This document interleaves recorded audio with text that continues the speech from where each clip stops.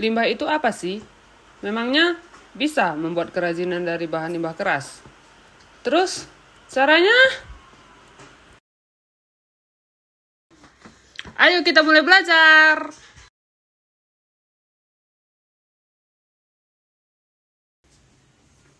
Tapi sebelum belajar, jangan lupa berdoa dulu ya. Halo, selamat datang pada pelajaran prakarya. Materi kita pada hari ini adalah mengenai kerajinan bahan limbah keras.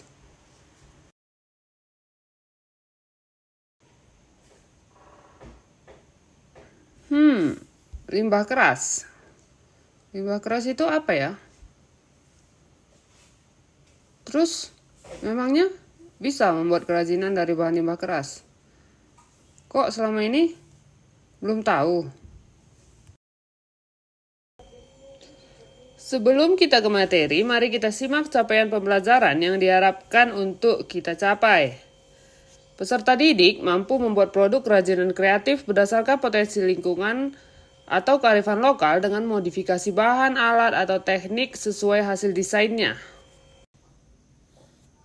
Hal yang diharapkan dapat kita capai setelah pembelajaran ini adalah sebelum kita belajar mengenai kerajinan dari limbah keras, mari kita lihat tujuan pembelajaran kita hari ini. Yang pertama, menyatakan pendapat tentang keragaman karya kerajinan dari bahan limbah sebagai ungkapan rasa bangga dan wujud syukur kepada Tuhan dan bangsa. Yang kedua, memahami pengertian, jenis, sifat, dan karakteristik dari bahan limbah keras berdasarkan rasa ingin tahu dan peduli. Yang ketiga, memahami teknik, prinsip perancangan, dan prosedur pembuatan karya kerajinan dari bahan limbah keras.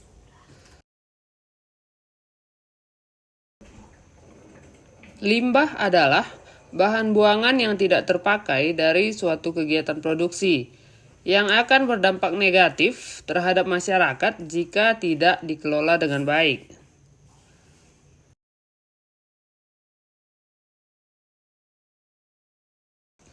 Bahan limbah keras merupakan bahan yang berpotensi untuk dibuat menjadi kerajinan. Karena di tangan mereka yang kreatif, limbah keras organik dan anorganik dapat diubah menjadi sebuah karya kerajinan yang unik dan juga menarik. Memangnya limbah keras itu apa? Limbah keras adalah limbah yang berwujud padat, keras, tidak mudah berubah bentuk, tidak mudah diolah, dan tidak mudah terurai dalam tanah. Ada juga yang dapat terurai tetapi memerlukan waktu yang cukup lama. Limbah keras ada dua, yaitu organik dan anorganik. Limbah keras organik berasal dari alam, yaitu dari tumbuhan dan juga hewan. Yang keras, padat, dan membutuhkan waktu cukup lama untuk terurai dalam tanah. Contohnya seperti kayu, bambu, sisi ikan, cangkang, dan lain-lain. Limbah keras anorganik adalah limbah yang berwujud keras, padat, dan sangat sulit atau bahkan tidak bisa terurai. Contohnya seperti plastik, pecahan kaca, pecahan besi baja, dan lain sebagainya. Dari segi teknik, pengolahan limbah organik dan anorganik memiliki teknik yang berbeda. Limbah organik bisa didaur ulang menjadi biogas atau juga pupuk.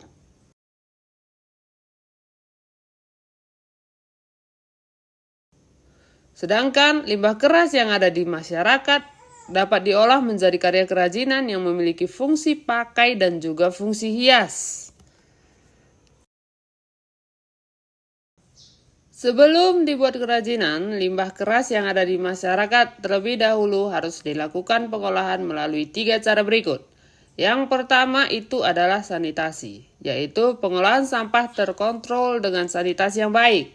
Yang kedua adalah penghancuran, di mana sampah dibakar dan diaduk dalam mobil atau alat khusus, kemudian dihancurkan menjadi potongan kecil yang kemudian dimanfaatkan kembali. Yang ketiga adalah pembakaran, di mana sampah dibakar di dalam alat insinerator dan hasilnya berupa gas dan residu pembakaran.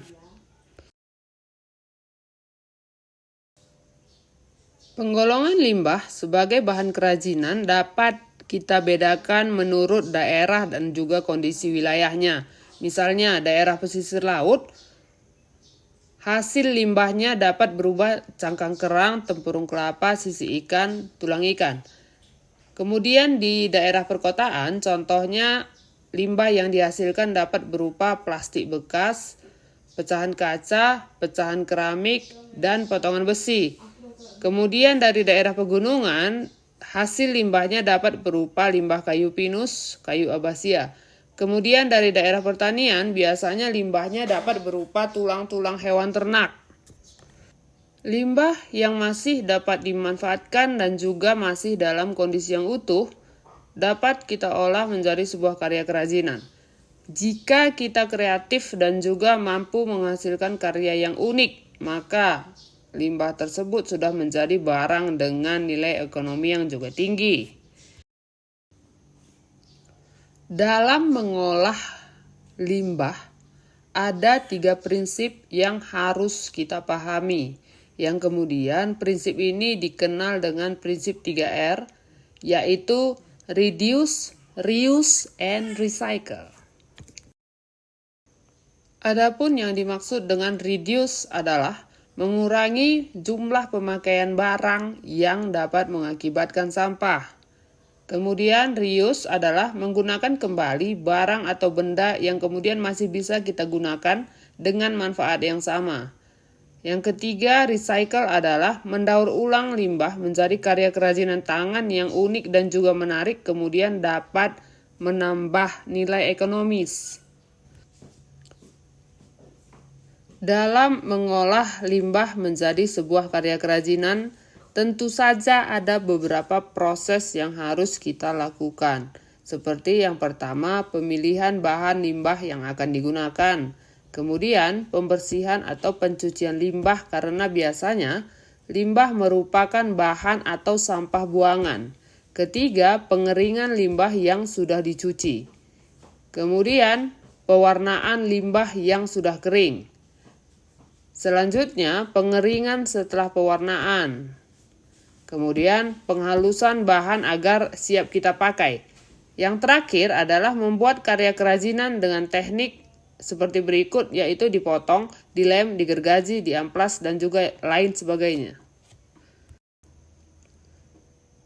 Jika kita ingin membuat karya kerajinan, maka langkah yang harus kita lakukan adalah sebagai berikut. Yang pertama, perencanaan dan mengidentifikasi kebutuhan akan alat dan bahan yang akan kita gunakan. Yang kedua, pelaksanaan, di mana kita menyiapkan alat dan bahan dan melakukan proses pembuatan karya kerajinan. Yang ketiga, evaluasi, di mana kita melakukan uji kelayakan dari karya kerajinan yang kita sudah buat. Apakah memiliki fungsi yang baik, kemudian apakah memiliki keindahan, kemudian apakah bisa diperjualbelikan nantinya.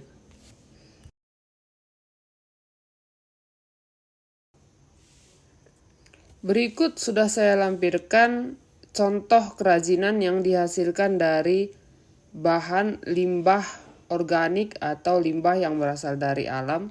Kemudian contoh kerajinan bahan limbah keras anorganik yang biasanya dibuat dari bahan buatan seperti keramik, kaca, tutup botol, dan lain sebagainya.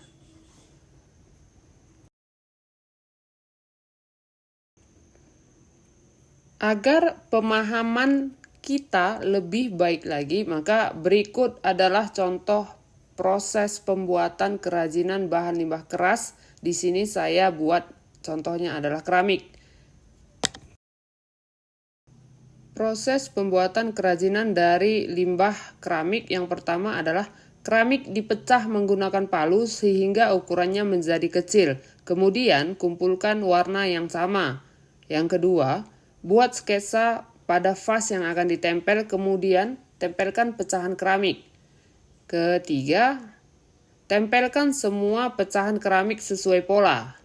Yang keempat, beri semen pada rongga yang tidak terkena keramik hingga merata. Yang kelima, lap sisa semen yang mengenai keramik hingga rata dan kemudian tidak ada lagi semen sisa yang menempel.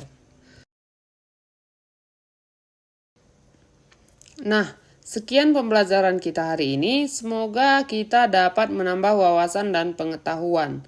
Semoga dengan mempelajari materi ini juga, kamu dapat mengolah limbah dengan baik. Terima kasih atas perhatiannya. Salam sejahtera bagi kita semua. See you.